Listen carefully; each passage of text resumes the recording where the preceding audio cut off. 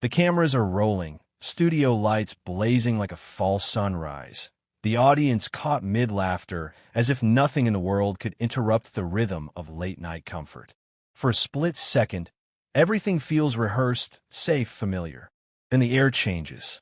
Not loudly, not dramatically, just enough to feel it tighten. Sylvester Stallone's smile holds for a beat too long, then slips, not into anger, but into something colder. Recognition, the kind that arrives when respect quietly leaves the room. You can see it in his shoulders first. They stiffen, pulling back as if bracing against an unseen shove.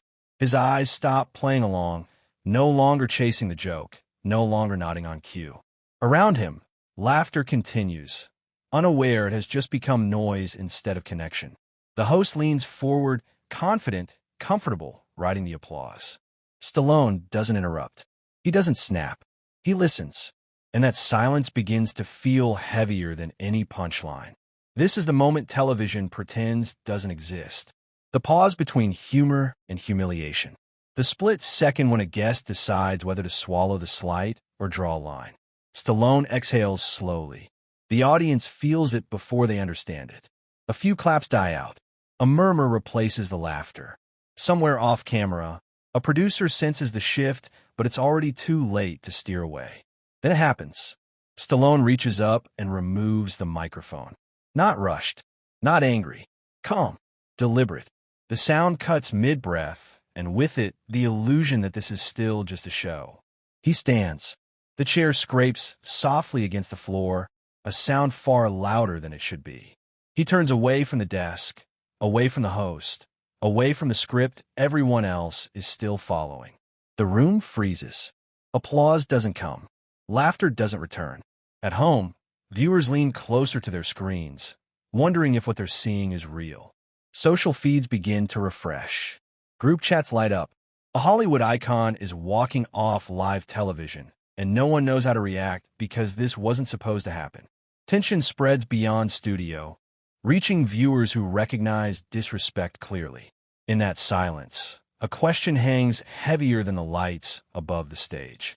What was said exactly that pushed a man who built his legacy on grit and dignity to stand up, disconnect, and leave the room watching in stunned disbelief? Jimmy Kimmel Live is not just a talk show. It is a gatekeeper, a polished machine that decides who gets laughed with and who gets laughed at. For decades, late-night television has shaped cultural memory, turning moments into narratives and people into punchlines.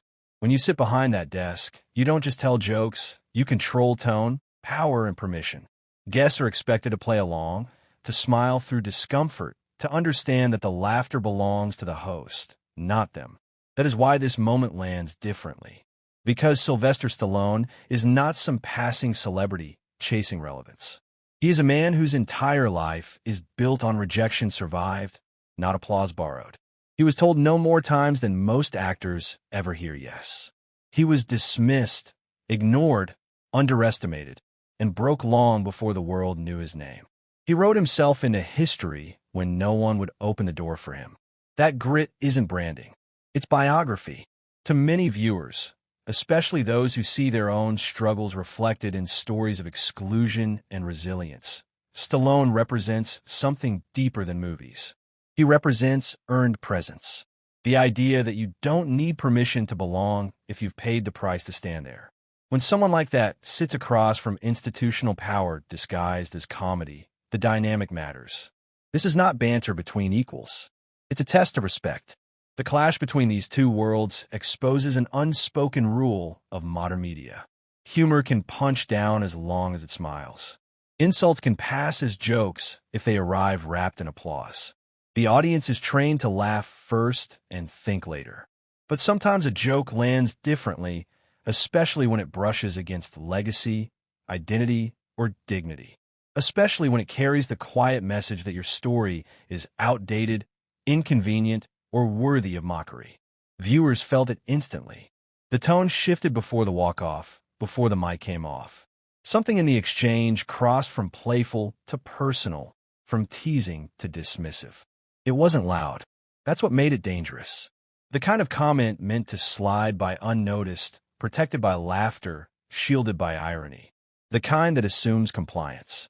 This is why the moment spread so fast. People weren't reacting to awkward television. They were reacting to recognition. They saw a line drawn where one is rarely allowed.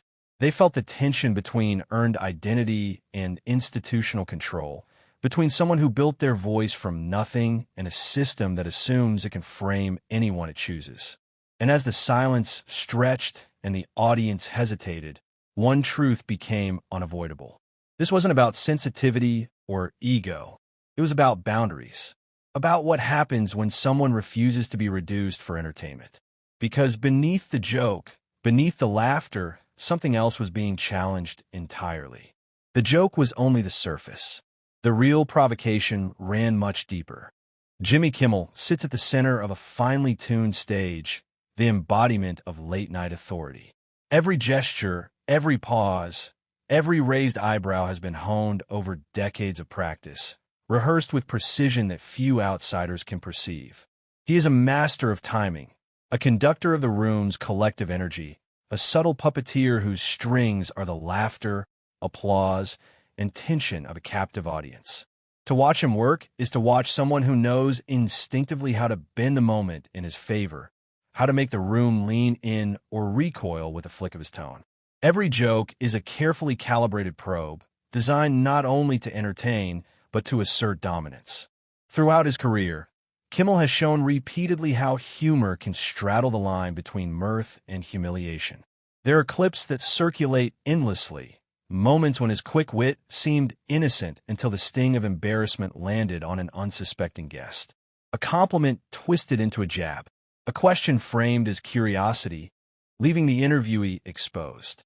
Audiences laugh, sometimes nervously, sometimes joyously, but the underlying dynamic is clear. The host dictates the flow. The host decides who shines and who stumbles. It's a silent power, invisible yet felt, a subtle but undeniable hierarchy of control. Guests learn quickly, often silently, that compliance is rewarded with camaraderie, while resistance labels them difficult, gruff, or hard to work with. The audience rarely sees the calculations behind the laughter. The camera doesn't catch the minute adjustments in posture, the micro-expressions, the slight tightening of a jaw, or the controlled breaths. Behind the jokes, there is strategy. Each laugh, each pause, each feigned misunderstanding reinforces Kimmel's place at the apex. The late-night stage is a kingdom, and Kimmel has perfected its rules over years of training, intuition, and repetition. This mastery has bred confidence, an aura of near invincibility. Over time, the line between skill and complacency blurs. When every show, every guest, and every joke follows the expected rhythm, confidence can settle into assumption. A seasoned host may begin to believe that the system will always respond predictably, that the carefully curated mechanisms of humor and hierarchy are unbreakable. In that space, small missteps or unscripted reactions are rare. Anomalies easily smoothed over by a practiced grin or a quick pivot. And when the host believes nothing can truly unsettle the machinery, complacency takes root. Kimmel's reputation amplifies this perception. Viewers have come to expect a certain rhythm, a safe predictability. Celebrity interviews, viral moments, and audience reactions reinforce his dominance. It is a self-reinforcing cycle. The more control he demonstrates, the more it appears natural and inevitable. Guests enter the stage with respect, admiration, or subtle anxiety, aware that even minor resistance will be met with controlled, strategic redirection. In the studio, laughter is both shield and weapon, applause a measured endorsement of authority, and silence a tool to remind everyone who commands the space. But even the most finely tuned instruments can falter when confronted with a force that refuses to play by the rules. A guest who does not recognize, respect, or fear the choreography upends the rhythm, exposing cracks in the structure. Complacency, so carefully built over time, becomes vulnerability when faced with unexpected conviction. Kimmel, for all his skill and dominance, has rarely encountered a presence that cannot be folded neatly into the nightly narrative, a presence unafraid to confront him on equal footing. The stage is set, the machinery hums, and the audience leans forward in expectation. Every laugh, every pause, every practiced retort is poised to assert control. But this time, the usual formula was about to fail. Sylvester Stallone's story is not one of overnight success or fortunate breaks. It is a story carved from struggle, persistence, and an unwavering belief in his own vision. Born into a world that underestimated him, he faced rejection at nearly every turn. Acting schools turned him away. Casting directors dismissed him as unremarkable. Opportunities that others would consider minor triumphs were denied. For years, he scraped by, taking menial jobs and living in conditions that most people would find unbearable. There were nights without a roof over his head, mornings filled with uncertainty, and years where the dream seemed almost too heavy to bear. But Stallone carried it all with quiet determination. He wrote, he fought, he persevered. When he wrote the screenplay for Rocky, it was not just a script. It was a declaration of self-worth, a testament to the belief that talent and grit could transcend circumstance. This dedication to craft is at the core of his identity. Stallone does not simply act. He embodies the roles he inhabits. Each character is a reflection of discipline, resilience, and authenticity. He approaches his work with a code: respect for the process, respect for the audience, respect for the story. Unlike many in modern media who chase virality, recognition, or instant gratification, Stallone measures success through mastery, through contribution, through the integrity of his work. He honors the traditions of storytelling, the sweat behind the scenes, the sacrifices invisible to the public eye. Every punch, every line, every moment on screen is earned, a product of relentless effort rather than inherited advantage. This old-school honor shapes how he perceives the world outside the camera. Public mockery, disrespect, or condescension lands differently for someone who has paid the full price for every ounce of recognition. A flippant remark or offhand joke is not mere words to him. It is an attempt to diminish a lifetime of struggle, to erase the hours, the toil, and the sacrifices that built the personas standing before the cameras. For Stallone, respect is non-negotiable, and boundaries are not suggestions. They are principles forged in the fires of personal experience. The audacity to treat him casually, to assume compliance with scripted jokes or superficial narratives, is not merely impolite. It is an affront to the very code by which he lives. Audiences respond instinctively to this ethos. They see in Stallone a reflection of perseverance against odds, of dignity under pressure, and of the refusal to surrender identity to a system that often rewards superficiality over substance. Immigrant communities, self-made individuals, and those who have struggled quietly behind the scenes find resonance in his journey. He embodies the promise that integrity and effort can outlast transient popularity, that character matters more than applause, that standing firm in the face of mockery is a form of courage worth admiring. Contrasting Stallone's values with the mechanics of modern media illuminates the stakes of the clash. Today, late-night comedy frequently blurs the line between humor and humiliation. Audience reactions are pre-scripted cues, laughter is monetized, and celebrities are often reduced to caricatures for clicks and sound bites. In this environment, someone like Stallone, who built everything from nothing and values the dignity of his craft above all, is not just a guest, he is a challenge. His presence exposes the fragility beneath the carefully constructed persona of the host, reminding viewers that true power does not always wear a suit, sit behind a desk, or deliver punchlines with ease. And yet, his approach is not aggressive or performative. Stallone's authority is quiet, earned, unshakable. It is the calm before the storm, the presence that commands attention without demanding it, the aura of someone who has survived failure and emerged stronger.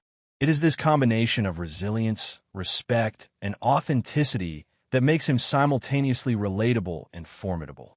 The audience admires him not only for what he has accomplished, but for the moral consistency that underpins every decision, every reaction, every step he takes under the spotlight. Through this lens, it becomes clear why the tension in the studio carries weight far beyond entertainment. This is more than a late-night interaction. It is a collision of values, a test of recognition and respect, a reflection of societal dynamics where earned authority confronts assumed power. Stallone represents the voice of those who refuse to be diminished, a living testament to struggle converted into mastery. His story creates empathy, admiration, and anticipation, setting the stage for a moment that will resonate long after the cameras stop rolling. And then the conversation took a turn no one expected. The audience is still buzzing from the opening monologue, the familiar cadence of jokes and laughter rolling like clockwork across the studio. Jimmy Kimmel leans forward, his grin wide, eyes scanning the crowd, then settling on Stallone. The first joke lands with a practiced flick of sarcasm, a line meant to tease, to amuse, to elicit the familiar applause. Laughter ripples outward, spilling into the corners of the stage, washing over the guest like a tidal wave of expectation. Stallone's face remains still, almost imperceptibly still, his jaw tight, his eyes tracing the edges of the stage rather than engaging with the punchline.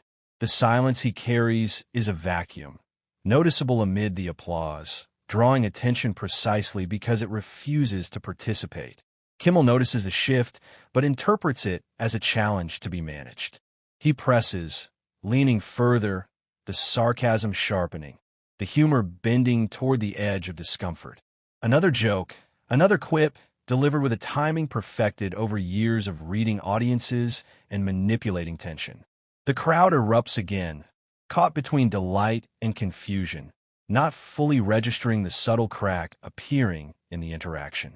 Stallone tilts his head slightly, a gesture almost imperceptible, signaling that he is listening but not yielding. The room grows heavier with anticipation. Something is shifting in the energy, though most viewers at home are only beginning to sense it. Stallone responds, not with words at first, but with a controlled smile that doesn't quite reach his eyes. He attempts a deflection, a polite redirection, answering in a tone measured, calm, almost rehearsed in its diplomacy. It is a strategy designed to preserve composure, to maintain dignity without inflaming the situation.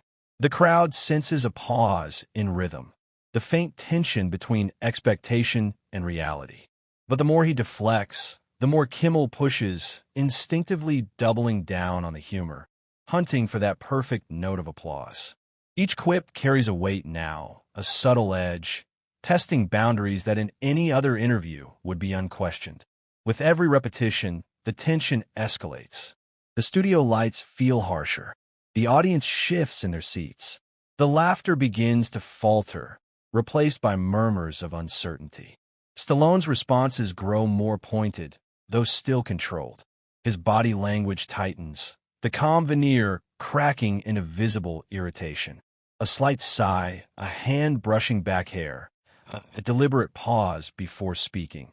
Each motion a signal, a subtle declaration that the familiar rules no longer apply. The crowd leans in, sensing that the rhythm of the show, the comfortable dance between host and guest, has been interrupted.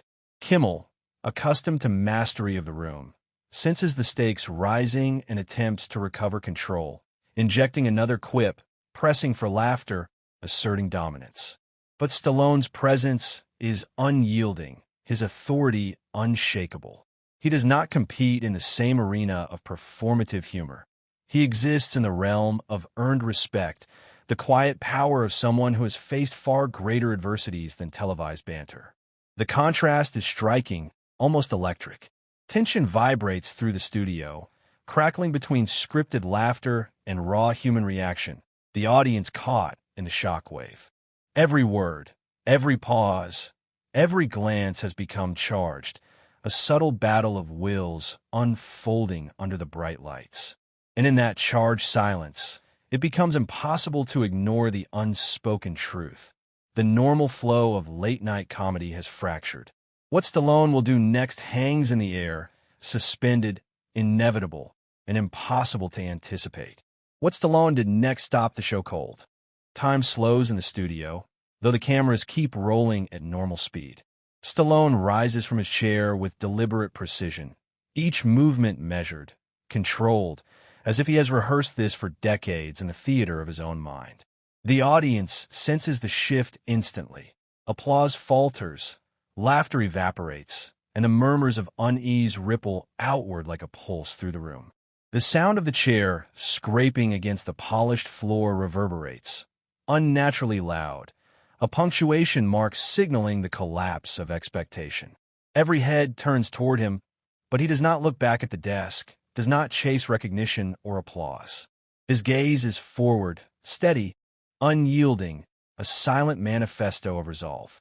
Jimmy Kimmel's smile wavers. For the first time that evening, the practiced grin that has guided decades of late-night exchanges begins to fracture. There is a flicker in his eyes, subtle but unmistakable, as if the invisible control he wields so effortlessly has slipped through his fingers. He leans slightly forward, an instinctive attempt to bridge the widening gap, to coax Stallone back into the familiar rhythm, but the gesture is meaningless. The atmosphere has shifted. The audience, frozen in mid-reaction, feels the tension thicken, a weight pressing on every shoulder, every gaze. They recognize instinctively that something extraordinary is unfolding, that they are witnessing a line drawn not in words but in presence. Stallone speaks, but not at length. One sentence, precise, measured, delivered with a voice that carries authority without aggression. Respect is earned, not borrowed. The words hang in the air, crystalline, resonant, cutting through the noise of expectation and applause. They are neither apology nor challenge. They are an immutable statement of principle. The brevity of the line amplifies its impact. Every syllable is weighted, every pause deliberate.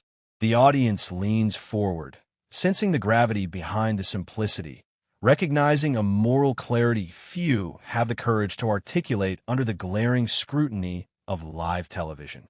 With that, Stallone lifts the microphone from its stand, the small, familiar device becoming a symbol of the control others try to exert over him. He does not swing it, does not throw it down in anger. He simply detaches it, disengages from the apparatus that mediates power and reduces presence. The act is calm, calculated, yet it resonates as a declaration. He will not be mediated, silenced, or trivialized. The mic, once a conduit of entertainment and authority, now lies dormant, irrelevant in the face of unassailable personal conviction. He turns, taking deliberate steps toward the exit, each one a reclamation of autonomy. The studio's lights seem harsher against his form, accentuating the contrast between the scripted world he leaves behind and the authenticity he carries forward. Kimmel watches, frozen momentarily, his attempt to reclaim the narrative evaporating as Stallone crosses the threshold.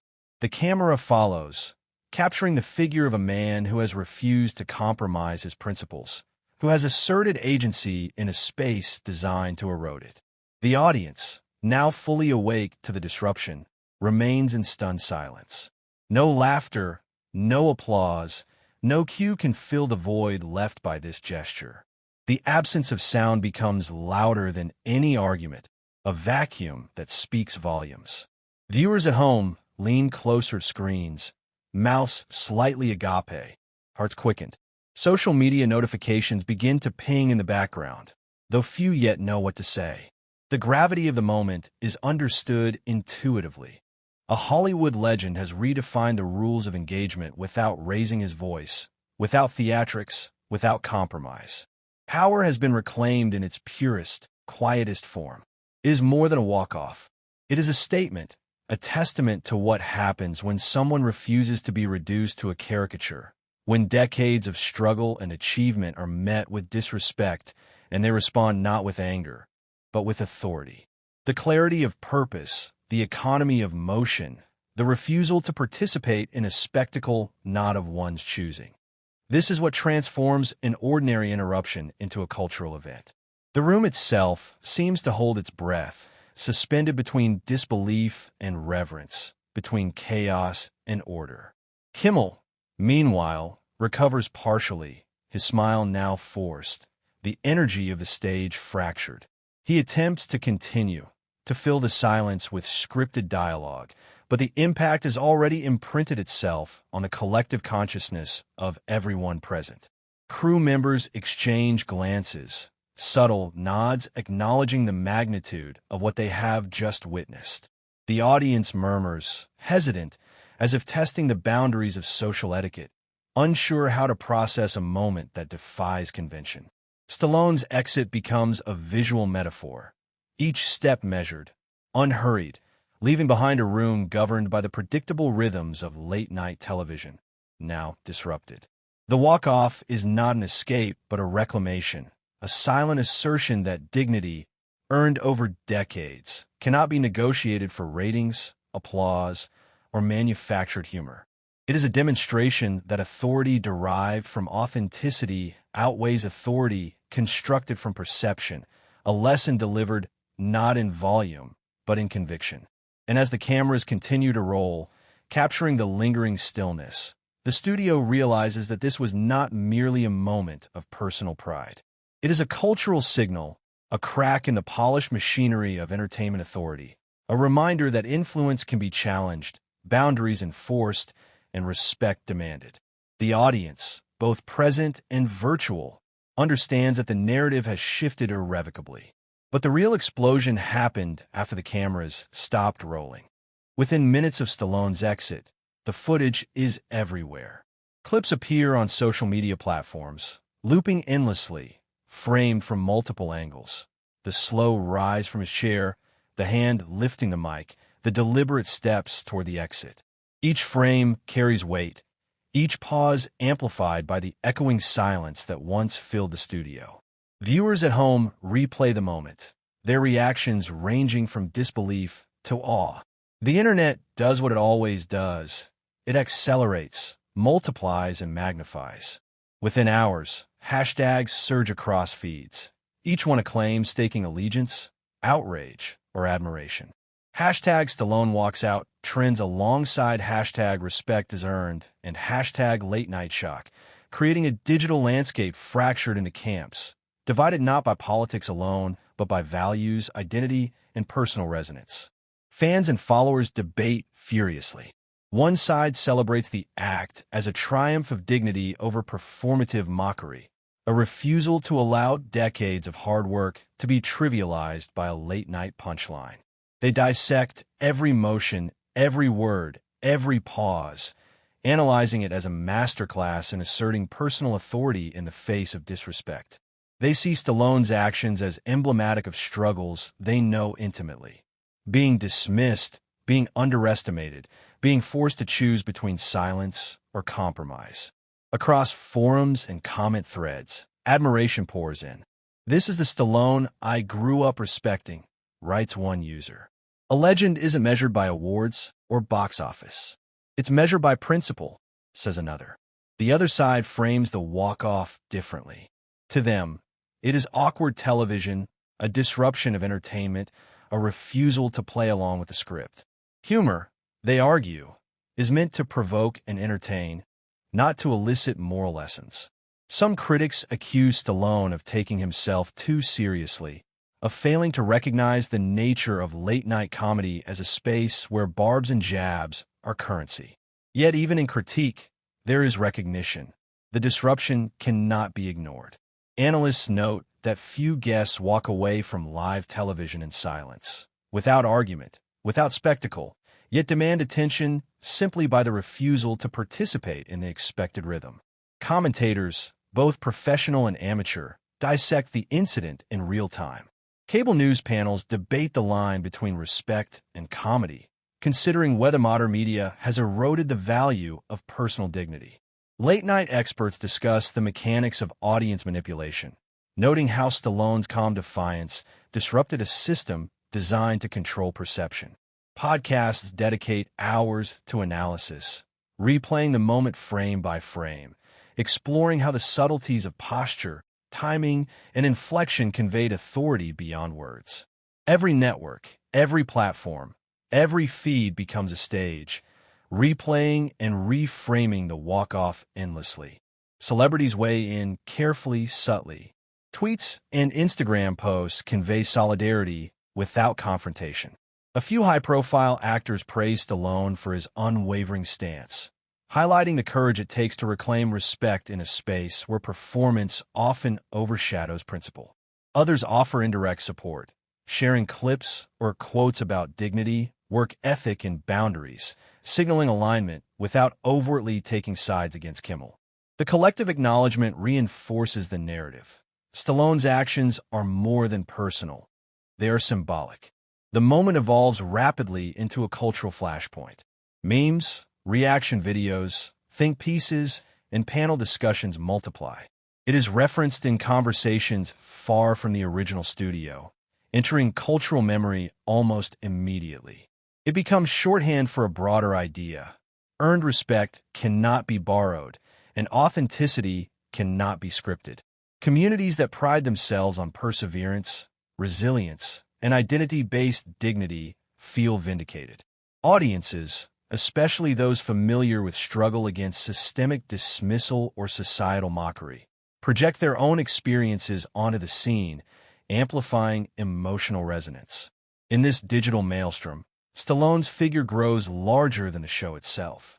The walk-off transcends entertainment and becomes a discussion about values, recognition, and accountability.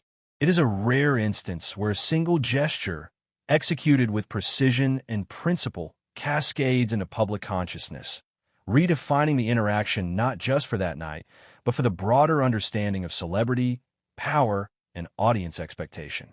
And yet, even as the feeds erupt and pundits debate endlessly, one truth remains clear: this is far from over. Stallone has not finished responding. In the days that follow, the conversation shifts from shock to reflection. Stallone's walk-off is no longer merely an act of personal defiance. It becomes a symbol, a statement about priorities that transcend ratings, applause, and transient attention. The world watches as the magnitude of his choice settles into clarity. Dignity matters more than spectacle. Silence can speak louder than any outburst, and personal boundaries are not negotiable even in the most public arenas. By stepping away, Stallone reframes the entire encounter, transforming a moment of tension into a lesson in self-respect. The act itself resonates precisely because it is measured, intentional, and untainted by anger or theatrics. Unlike outbursts designed to shock, his decision is grounded in principle. He does not berate, ridicule, or retaliate. He does not seek validation through confrontation. Instead, he chooses a quieter, more profound form of power: the authority to control his own presence, the refusal to participate in a system that would reduce him to a punchline. In doing so, Stallone illustrates a universal truth, one that strikes deeply with those who have ever been asked to compromise dignity for approval. Power is not in the volume of your voice, but in the integrity of your decisions. The narrative of the walk-off spreads beyond entertainment circles, entering a space where legacy, respect, and boundaries are central. Commentators, critics, and fans alike recognize that this is not merely about a late-night exchange. It is about asserting the right to be valued on one's own terms. Stallone's legacy, built over decades of relentless effort, perseverance, and authenticity, casts a long shadow over the fleeting humor of a joke delivered without consideration for the individual beneath it. In refusing to allow himself to be diminished, he elevates the conversation about respect and recognition in a culture often dominated by spectacle. For viewers, particularly those from immigrant or self-made backgrounds, the resonance is immediate and personal. They see in Stallone's choice the embodiment of their own struggles. The countless moments where compliance seemed easier than resistance, where speaking up carried risk, and where asserting personal boundaries required courage. His act becomes an emotional touchstone, a reminder that self-worth is not contingent on external validation, and that maintaining integrity can demand action as simple, yet profound, as walking away. The walk-off itself assumes almost mythic significance. It crystallizes a moral crescendo, the kind of moment that does not rely on words alone, but on the weight of accumulated experience and quiet authority. Stallone's presence, once silent, now speaks volumes about the sacrifices made to earn respect, about the perseverance required to maintain it, and about the dignity inherent in knowing when to disengage from forces that seek to undermine it. Each retelling reinforces the principle. The decision to step away is not weakness, it is mastery. In reflecting on the broader implications, the incident encourages audiences to consider their own boundaries, their own standards of respect, and the ways in which they assert them. Stallone's walk-off challenges the assumption that success is measured solely in participation or approval. Instead, it reframes the metric. True power lies in the courage to uphold one's values, to claim authority over one's own presence, and to refuse reduction into someone else's narrative. It is a moral lesson wrapped in a cinematic moment, simple in execution, yet profound in effect. By the time the studio lights dim and the cameras stop rolling, the emotional echo remains. The story is no longer about a host and a guest. It is about dignity, self-respect, and the quiet assertion of principle in a world that often prizes spectacle over substance. Stallone's act becomes a blueprint for integrity in action, demonstrating that the most powerful statement one can make is sometimes the one left unspoken, the one that does not seek applause, but commands respect by its very restraint. True power, the moment makes clear, is knowing when to walk away. The cameras have long stopped rolling, but the image of Stallone rising, removing the mic, and walking away lingers in memory, as if frozen in time. The laughter faded, replaced by stunned silence, a silence that traveled from the studio to living rooms across the world. Millions watched, rewound, and shared the moment, each frame a reminder that dignity cannot be borrowed, that respect must be earned, and that even in a world obsessed with spectacle, authenticity holds unrivaled power. This wasn't just television. It was a cultural signal, a challenge to systems that equate compliance with value, and a testament to the courage it takes to assert oneself when every expectation says otherwise. Audiences everywhere debated, shared, and reflected. Where do you stand? Do you cheer for the spectacle, or do you honor the act of refusing to be reduced to someone else's narrative? Stallone's walk-off asked this question without words, leaving viewers to confront their own understanding of respect, integrity, and power. Now, the story becomes part of a larger conversation, a conversation about standing firm, reclaiming authority, and choosing principle over performance. And you have a role in it. Share this story, discuss it, and carry its lesson forward. When you witness disrespect, when you feel the weight of expectation, remember that walking away can be the loudest, most powerful statement you make. If this moment inspired you, if it reminded you that dignity is worth defending, then subscribe to follow more stories that challenge, empower, and reveal the human struggle behind the headlines. Share this with someone who needs to see courage in action and speak up in your own life. Because true power isn't in the applause, it's in knowing when to rise, when to stand, and when to walk away. The silence lingered, heavy and undeniable, leaving the world to wonder, what will happen next? And who else will choose principle over performance?